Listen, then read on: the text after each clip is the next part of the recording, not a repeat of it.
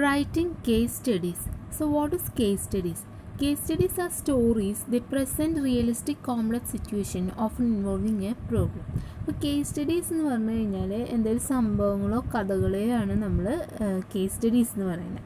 അപ്പോൾ നമുക്കതിൽ കാണാൻ പറ്റുക എന്താ, റിയലിസ്റ്റിക് ആയിട്ടുള്ള അല്ലെങ്കിൽ കോംപ്ലക്സ് സിറ്റുവേഷൻസ് ഒക്കെയാണ് നമുക്ക് കാണാനായിട്ട് സാധിക്കുന്നത്. അപ്പോൾ ഈ കോംപ്ലക്സ് ആയിട്ടുള്ള അല്ലെങ്കിൽ വിഷമപരമായിട്ടുള്ള അല്ലെങ്കിൽ യഥാർത്ഥമായ ഏതെങ്കിലുമൊക്കെ പ്രശ്നങ്ങളോ സംഭവങ്ങളോ വിവരിക്കുന്നതിനെയാണ് നമ്മൾ കേസ് സ്റ്റഡീസ് എന്ന് പറയാം. സോ മെയിനായിട്ട് കേസ് സ്റ്റഡീസ് യൂസ് ചെയ്യുന്നത് especially in teaching of medicine, law and business. ഈ ലോ, ബിസിനസ്, മെഡിസിൻ അവിടെയാണ് നമ്മൾ കേസ് സ്റ്റഡി യൂസ് ചെയ്യുന്നത്. And the bridge the gap between theory and practice and between academy and work place. അപ്പോൾ നമുക്ക് ഈ case study കൊണ്ടുള്ളൊരു ഉപകാരം എന്ന് പറഞ്ഞു കഴിഞ്ഞാൽ, ഇപ്പോൾ അക്കാഡമി, വിദ്യാഭ്യാസ സ്ഥാപനങ്ങൾ, അതുപോലെ തന്നെ ജോലി സ്ഥലവുമായിട്ടുള്ള ഒരു അകലം കുറയ്ക്കുക, അതുപോലെ തന്നെ നമ്മുടെ തിയറി പ്രാക്ടീസും തമ്മിലുള്ള ആ ഒരു ഗ്യാപ്പ് ഇല്ലാതെയാക്കുക. ഇതൊക്കെയാണ് കേസ് സ്റ്റഡി കൊണ്ട് ഉദ്ദേശിക്കുന്നത്. And they give students to practice in identifying problem and recognizing and articulating position and evaluating the courses of action and arguing different point of view. അതായത് പ്രശ്നങ്ങൾ എന്താണെന്ന് കണ്ടുപിടിക്കാനും അതുപോലെ തന്നെ അവയെ പരിശോധിക്കാനും അതിൻ്റെ പരിഹാരം എന്തൊക്കെയാണെന്നാണ് പറയാനും ഒക്കെയാണ് നമ്മൾ കേസ് സ്റ്റഡി യൂസ് ചെയ്യുന്നത്. So case study is a written account that given detailed information about A person, group or thing and the development over A period of time. ഒരു പീരീഡ് ഓഫ് ടൈമിൽ ഒരു പേഴ്സണോ അല്ലെങ്കിൽ ഒരു തിങ്ങോ അല്ലെങ്കിൽ ഒരു ഗ്രൂപ്പ് അല്ലെങ്കിൽ ഒരു തിങ് അല്ലെങ്കിൽ ഒരു പേഴ്സൺ അവർക്കുണ്ടാവുന്ന ഒരു ഡെവലപ്മെൻറ്റ് നമ്മൾ നോട്ട് ചെയ്ത് വെക്കുന്നു. ആ ഒരു ഇതിനെയാണ് നമ്മൾ കേസ് സ്റ്റഡി, അതും ഒരു പീരീഡ് ഓഫ് ടൈമിലേക്ക് മാത്രം. ദെൻ പിന്നെ പറയുന്നത് what are the uses of case studies എന്നാണ്. So they can used in lecture based or discussion based classes. നമുക്ക് കേസ് സ്റ്റഡീസ് ലെക്ചർ ബേസ്ഡും ഡിസ്കഷൻ ബേസ്ഡും യൂസ് ചെയ്യാവുന്നതാണ്. And they can be real with real people and situation or imaginary. So ഈ case studies ചിലപ്പോൾ യാഥാർത്ഥ്യമാവാം അല്ലെങ്കിൽ നമുക്ക് ഭാവനയിലുള്ളതാവാം. Then they provide all the relevant data students need to discuss and resolve the issue. കുട്ടികൾക്ക് നമ്മൾ എന്ത് ചെയ്യുന്നു, ഡിസ്കസ് ചെയ്യാൻ, പരിഹാരം കാണുന്നതിനായിട്ട് നമ്മൾ വേണ്ട വിവരങ്ങൾ കൊടുക്കുകയാണ് ചെയ്യാറ്. Then the students learn multiple aspects of the problem. കുട്ടികൾ ഒരു പ്രശ്നത്തിൻ്റെ വിവിധ വശങ്ങൾ എന്ത് ചെയ്യുന്നു, മനസ്സിലാക്കുന്നു.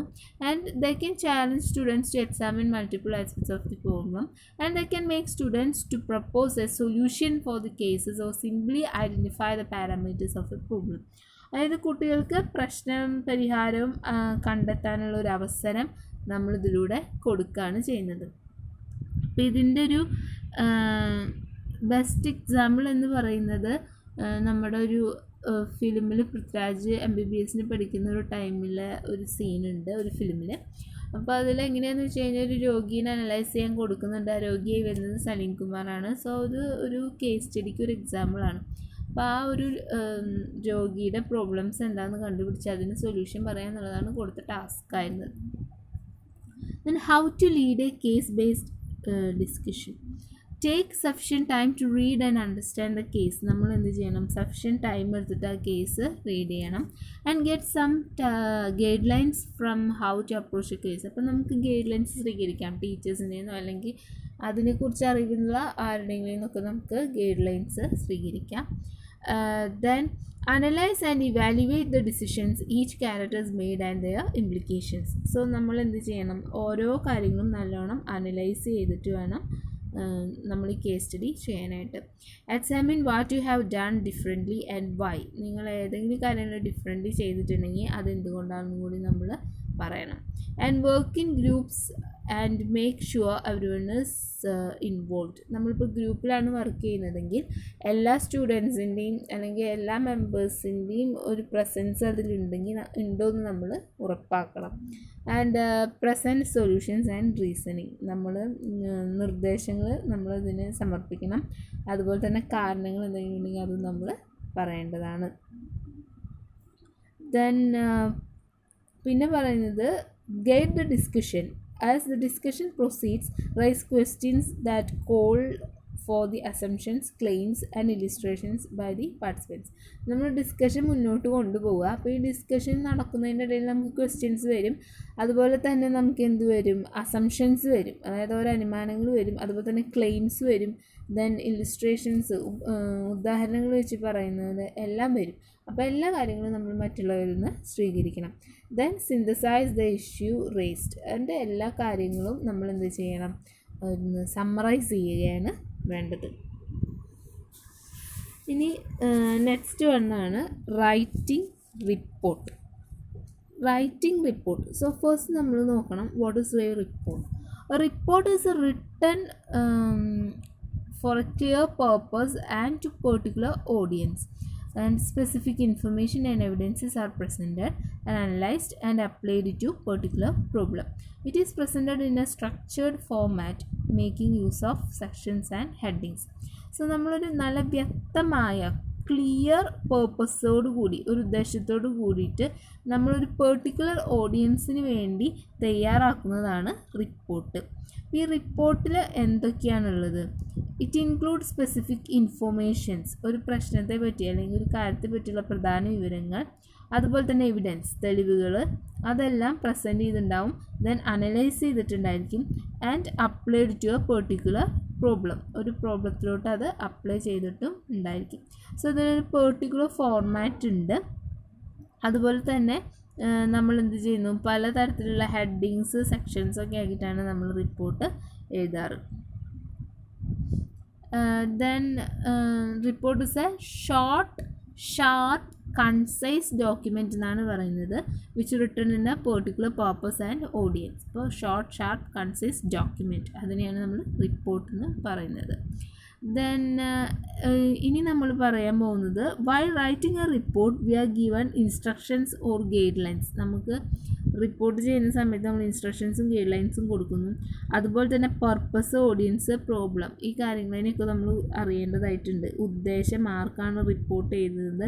Then specific requirement for the format, നമുക്കൊരു പ്രത്യേക ഫോർമാറ്റ് ഉണ്ടെങ്കിൽ അത് എങ്ങനെയാണെന്നൊക്കെ നമ്മൾ അറിഞ്ഞിരിക്കേണ്ടതായിട്ട് ഉണ്ട്. Then structure of a report, എന്താണ് main structure?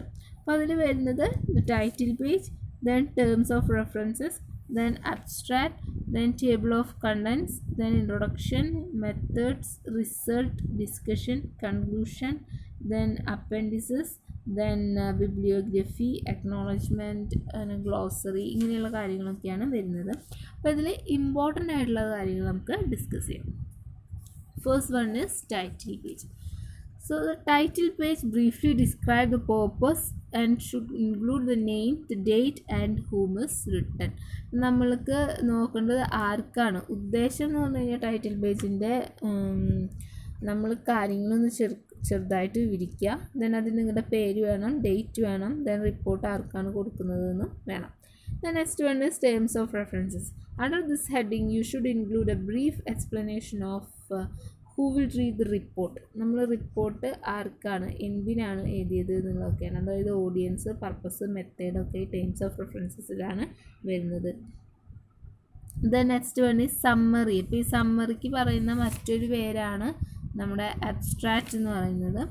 So there needs to be a summary of major points, conclusion and recommendation. അപ്പോൾ നമ്മൾ briefly describe the content of a report. നമ്മൾ ആ റിപ്പോർട്ടിൻ്റെ കണ്ടൻറ്റ് ഒന്ന് ബ്രീഫായിട്ട് എഴുതുന്നു. It needs to be short as it is general review of a report. അപ്പോൾ നമ്മളൊരു റിപ്പോർട്ടിൻ്റെ ഒരു റിവ്യൂ എന്ന് പറയുന്ന പോലെയാണ് ഈ അബ്സ്ട്രാക്റ്റ് അല്ലെങ്കിൽ സമ്മറി എഴുതുന്നത്. And it should not be more than half page. നമ്മളൊരു ഹാഫ് പേജിനും കൂടാനായിട്ട് പാടില്ല. ആൻഡ് ഒരു ക്ലിയർ ഓവർവ്യൂ കിട്ടാനായിട്ടാണ് നമ്മളിത് യൂസ് ചെയ്യുന്നത്. ഇനി നെക്സ്റ്റ് വരുന്നതാണ് ഇൻട്രൊഡക്ഷൻ. സോ അതിന് മുന്നേ നമുക്ക് ടേബിൾ ഓഫ് കണ്ടൻറ്റ് എന്ന് പറഞ്ഞിട്ട് ഒരു ഇത് ആഡ് ചെയ്യാം. അതിൽ വരേണ്ടത് list of chapters with page number. Table of content എന്ന് ഉദ്ദേശിക്കുന്നത് ഉള്ളടക്കമാണ്. അപ്പോൾ അതിൽ നമ്മൾ ലിസ്റ്റ് ഓഫ് ചാപ്റ്റേഴ്സ്, എത്ര അധ്യായമുണ്ട്, പേജ് നമ്പർ ഉണ്ട് എന്നിവ കൊടുക്കാം. Next is introduction. ഇൻട്രൊഡക്ഷൻ എന്ന് പറഞ്ഞു കഴിഞ്ഞാൽ it sets the scene for the main body. അപ്പോൾ നമ്മൾ ബോഡി പാരഗ്രാഫ് തുടങ്ങുന്നതിനെക്കാട്ടി മുന്നേ ഉള്ള ഒരു പാരഗ്രാഫാണ് introduction. And the first page of the report needs to have an introduction. നമ്മളെപ്പോഴും ഇൻട്രൊഡക്ഷനിലൂടെയാണ് ഇത് സ്റ്റാർട്ട് ചെയ്യുന്നത്. Aims and objectives should be explained. നമുക്ക് എന്തെങ്കിലും എയിംസ് ആൻഡ് ഒബ്ജക്റ്റീവ്സ് ഉണ്ടെങ്കിൽ അത് എക്സ്പ്ലെയിൻ ചെയ്യണം. And any problems or limitations ഉണ്ടെങ്കിൽ അത് മെൻഷൻ ചെയ്യണം. Then description of the research methods and parameters of the research etcetera should be included. നമ്മളതിനെ കുറിച്ചിട്ട് റിസർച്ചിനെ കുറിച്ചിട്ട് വല്ല കുറവുകളോ പ്രശ്നങ്ങളുണ്ടെങ്കിൽ അത് പറയണം. ദെൻ റിസർച്ച് മെത്തേഡ് ഏതാണെന്നുണ്ടെങ്കിൽ അത് നമ്മൾ വിവരിക്കേണ്ടതായിട്ടുണ്ട്. ഇനി നെക്സ്റ്റ് വണ്ണാണ് ബോഡി പാരഗ്രാഫ്. സോ ഈ ബോഡി പാരഗ്രാഫിൻ്റെ മുന്നേ നമ്മൾ പറയുന്നതാണ് methods.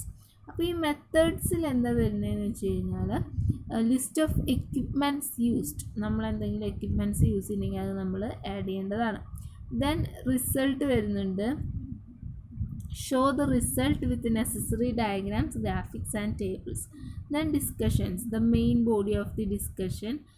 The main body is discussion, and the fact and evidences should be analyzed and arrange the things in a logical way. ഈ ഡിസ്കഷൻ അതുപോലെ തന്നെ നമ്മുടെ റിസൾട്ട് ഇങ്ങനെയുള്ള കാര്യങ്ങളൊക്കെ നമുക്ക് ബോഡി പാരഗ്രാഫിൽ ഇൻക്ലൂഡ് ചെയ്യാം. This is the main section of the report and there should be several sections in each having sub titles. അതാണ് നമ്മൾ പറഞ്ഞത്, ബോഡിയിൽ കുറേ സബ് ടൈറ്റിൽ വെക്കുന്നതാണ് ഈ മെത്തേഡും റിസൾട്ടും ഡിസ്കഷനും എല്ലാം വരുന്നത്. Information is usually arranged in the order of importance അനുസരിച്ചിട്ടാണ് നമ്മൾ ഇൻഫർമേഷൻസ് അറേഞ്ച് ചെയ്യുന്നത്. Then next is conclusion. Say what are the most central issues or findings. അപ്പോൾ കൺക്ലൂഷനിൽ നമ്മൾ വരുന്നത് സെൻട്രൽ ഇഷ്യൂസ് ഫൈൻഡിങ്സ് ഒക്കെയാണ് നമ്മൾ എഴുതേണ്ടത്. Then this is where everything comes together. എല്ലാം ഒരുമിച്ച് വരുന്ന ഒരു ഭാഗമാണ് conclusion. Then next is recommendations. This is what needs to be done. In other words, in this report, in this part, you should explain your recommendations, putting them in order to the priority. നമുക്ക് തന്നെ recommendations വെക്കാനുണ്ടെങ്കിൽ നമ്മൾ അതിൻ്റെ പ്രയോറിറ്റിക്ക് അനുസരിച്ച് add ചെയ്യണം. Next is അപ്പൻഡിസസ്. അപ്പൻഡിസസ് എന്ന് പറഞ്ഞു കഴിഞ്ഞാൽ table, graph, അതുപോലെ തന്നെ ക്വസ്റ്റ്യനേഴ്സ്, സർവേ ഓഫ് ട്രാൻസ്ക്രിപ്റ്റ്സ് എല്ലാം നമ്മൾ ഇവിടെയാണ് ആഡ് ചെയ്യേണ്ടത്. നമുക്കത് മുന്നേ പബ്ലിഷ് ചെയ്യാൻ പറ്റിയിട്ടില്ലെങ്കിൽ അതെല്ലാം നമ്മൾ ഇവിടെയാണ് ആഡ് ചെയ്യുക. ഇനി നെക്സ്റ്റ് ഈസ് ബിബ്ലിയോഗ്രഫി, റെഫറൻസസ് അല്ലെങ്കിൽ അങ്ങനെയുള്ള കാര്യങ്ങൾ. അപ്പോൾ ബിബ്ലിയോഗ്രഫിയിൽ വരുന്നത് alphabetical order, list the authors. അതായത് നമ്മൾ സ്റ്റൈൽ ഏതാണ് പ്രിസ്ക്രൈബ് ചെയ്യുന്നത്, MLA ആണോ AP ആണോ, അതിൻ്റെ ഫോർമാറ്റിൽ നമ്മൾ എന്ത് ചെയ്യണം, നമ്മൾ എടുത്തിട്ടുള്ള ബുക്സിൻ്റെ ലിസ്റ്റ് നമ്മൾ ആഡ് ചെയ്യണം. Then acknowledgements. How we mention the names of people or organizations that have helped and provided information or advice. നമുക്ക് ഏതെങ്കിലും ആരെങ്കിലുമൊക്കെ നമുക്ക് ഇൻഫർമേഷൻസ് തരികയോ അല്ലെങ്കിൽ അഡ്വൈസ് തന്നിട്ടോ അങ്ങനെ എന്തെങ്കിലും ചെയ്തിട്ടുണ്ടെങ്കിൽ നമ്മളിവിടെ ആഡ് ചെയ്യണം. Then glossary of technical terms gives a clear description of technical terms, synonyms, abbreviations. നമുക്ക് വല്ലതിൻ്റെയും അബ്രിവേഷൻസും എല്ലാം എഴുതാനുണ്ടെങ്കിൽ നമ്മൾ ഈ ഗ്ലോസറി ഓഫ് ലിറ്റററി ടേംസിലാണ് എഴുതേണ്ടത്. സോ ഇത്രയും കാര്യങ്ങളാണ് നമുക്ക് സ്ട്രക്ചർ ഓഫ് റിപ്പോർട്ടിൽ വരിക. ഇനി next is type of report. നമുക്ക് 3 റിപ്പോർട്ടുകളാണ് ഇവിടെ ജനറലി നമ്മൾ പറയാറ്. Reports are generally of 3 types: recommendation report and evaluation report, then feasibility report. ഇതാണ് നമുക്ക് മെയിനായിട്ട് നോക്കേണ്ട 3 റിപ്പോർട്ടുകൾ. ഇനി നമുക്ക് റിപ്പോർട്ടിന് ഈ റിപ്പോർട്ട് റൈറ്റിങ്ങിന് നമുക്ക് 2 ആയിട്ട് തിരിക്കാൻ പറ്റും, formal and informal. So there are many types of report writing for organization used for various purpose, and we divided them into 2, formal and informal. So the formal report is a collection and interpretation of data and information. Data and information ഒരു കളക്ഷനെയാണ് നമ്മൾ formal reports എന്ന് പറയുന്നത്. And it is complex and used in official level. നമ്മൾ official ലെവലിലാണ് നമ്മൾ formal reports use ചെയ്യുന്നത്. Then ഇനി informal എങ്ങനെയാണെന്ന് വെച്ച് കഴിഞ്ഞാൽ നമുക്ക് ജസ്റ്റ് ഒന്ന് ഇൻഫോം ചെയ്യാനും അനലൈസ് ചെയ്യാനും റെക്കമെൻഡ് ചെയ്യാനും വേണ്ടിയിട്ടാണ് ഇൻഫോർമൽ റിപ്പോർട്ട് നമ്മൾ യൂസ് ചെയ്യുന്നത്. It is written according to the organisation style and review. Organisation സ്റ്റൈലിൻ്റെ റിവ്യൂവിൻ്റെയും ബേസ് ചെയ്തിട്ടാണ് നമ്മൾ ആ റിപ്പോർട്ട് തയ്യാറാക്കുന്നത്. അപ്പോൾ ഫോർമൽ റിപ്പോർട്ടിൽ വരുന്നതാണ് information report, analytical report, recommendation report. ഇൻഫോർമലിൽ വരുന്നതാണ് progress report, financial report, feasibility report and credit report. ഇത്രയും കാര്യങ്ങളാണ് റിപ്പോർട്ട്, ടൈപ്സ് ഓഫ് റിപ്പോർട്ടിൽ. ഇനി അവ ഓരോന്നും എന്താണെന്ന് നോക്കാം. First one is recommendation report. It compares 2 or more options. അതായത് ചിലപ്പോൾ പ്രൊഡക്ട്സ് ആയിരിക്കാം, അല്ലെങ്കിൽ പ്രോപ്പർട്ടീസ് ആയിരിക്കാം, അല്ലെങ്കിൽ പ്ലാൻ ആയിരിക്കാം, അല്ലെങ്കിൽ ഏതെങ്കിലും ഓർഗനൈസേഷൻസ് ആയിരിക്കാം. ഇവരെ തമ്മിൽ എന്ത് ചെയ്യുന്നു, കമ്പയർ ചെയ്യുന്നു. And against requirements and then makes recommendations. The recommendation may be choose 1 or more than 1 to meet different needs or not at all. ഇപ്പോൾ നമ്മൾ എന്ത് ചെയ്യുന്നു, ഒന്നോ അതിലധികമോ കൂടുതലുള്ള ഉൽപ്പന്നങ്ങളോ അല്ലെങ്കിൽ വസ്തുക്കളോ അല്ലെങ്കിൽ ഏതെങ്കിലും പ്ലാനുകളോ സംഘടനകളോ എന്തെങ്കിലും ആവശ്യമായിട്ടുള്ള കാര്യങ്ങളോ ഇതിനൊക്കെ കുറിച്ചിട്ട് നമ്മൾ എന്ത് ചെയ്യുന്നു, മേന്മകൾ, അതിൻ്റെ ഗുണങ്ങളും ദോഷങ്ങളും എല്ലാം നമ്മൾ ചർച്ച ചെയ്തിട്ട് അതിനുള്ള നല്ല കാര്യങ്ങൾ, അതായത് മേന്മകൾ നമ്മൾ എന്ത് ചെയ്യുന്നു, റെക്കമെൻഡ് ചെയ്യുന്നു. അപ്പോൾ ഏതെങ്കിലും ഒന്നോ പലവിധ ആവശ്യങ്ങൾക്കായിട്ടൊക്കെയാണ് നമ്മൾ റിപ്പോർട്ടുകളിൽ റെക്കമെൻഡേഷൻ ചെയ്തിരിക്കുക. അപ്പോൾ അതിൽ ഏതെങ്കിലും നല്ലതായിട്ടുള്ളത് നമ്മൾ റെക്കമെൻഡ് ചെയ്തത് എടുക്കും. ഇനി നമുക്ക് പറയാനുള്ളത് റെക്കമെൻഡേഷൻ റിപ്പോർട്ടിൽ എന്തൊക്കെയാണുള്ളതെന്ന്. A cohesive and comprehensive overview of the recommended options. നമ്മൾ റെക്കമെൻഡ് ചെയ്ത ഓപ്ഷൻസ് നല്ല അണ്ടർസ്റ്റാൻഡബിൾ ആയിട്ട് എഴുതിയിരിക്കണം. Information about how this option answers the need cited at the beginning of the report. Then specific details about how the ideas should be implemented and provide justification for the implementation. നമ്മൾ എങ്ങനെയാണ് ideas കൊടുത്തിട്ടുള്ളത്, അതുപോലെ തന്നെ എങ്ങനെയാണ് implement ചെയ്യേണ്ടത്, അതിൻ്റെ എല്ലാ ഡീറ്റെയിൽസും നമ്മൾ അതിൽ ആഡ് ചെയ്തിരിക്കണം. Then after describing and evaluating your options, you will recommend the one you think is best and provide a discussion of the reason why you recommend it. നമ്മൾ എന്തെങ്കിലും കാര്യങ്ങൾ റെക്കമെൻഡ് ചെയ്തിട്ടുണ്ടെങ്കിൽ അതിനുള്ള റീസണും കൂടി നമ്മൾ കൊടുക്കേണ്ടതാണ്. ഇനി